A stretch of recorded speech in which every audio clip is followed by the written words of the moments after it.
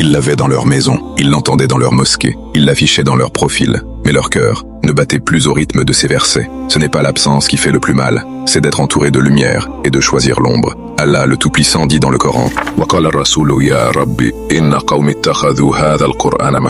et le messager dira « Ô mon Seigneur, mon peuple a vraiment pris ce Coran pour un objet délaissé. » Pour Ibn Kathir, le messager exprimera sa douleur à Allah.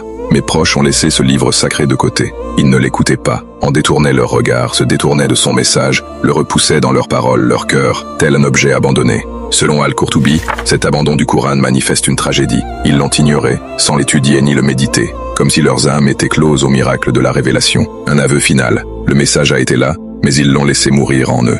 D'après Ibn Ashur, Mahjura ne signifie pas qu'il est perdu, mais qu'il est retenu à distance, volontairement ignoré. Le messager ressentira la brûlure de ce rejet. Ceux qui avaient la lumière dans la main l'ont laissé s'éteindre, comme on abandonne un trésor que l'on ne comprend plus. Un homme debout devant le livre, son peuple, absent. Ils sont là, autour, mais leur cœur, évaporé.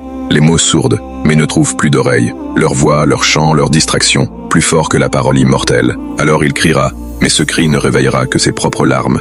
Il dira, vous aviez la vérité entre les mains, et vous l'avez lâchée, comme on lâche une vieille couverture quand on oublie qu'on a froid. Ce verset, c'est l'écho ultime de celui qui aimait, et voyait la vérité s'éloigner entre les doigts de ceux qu'il aimait. Ce verset est si bouleversant, parce qu'il révèle la douleur la plus intime, celle de l'être qui a tout donné, et qui voit la main qu'il tend se refermer sur le vide. Ce verset n'est pas un échec, c'est un archet sur la corde de ton âme.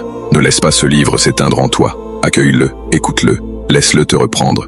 Qu'Allah purifie ton cœur pour qu'il contemple sa beauté, et s'y attache pour toujours. Tape Amin en commentaire.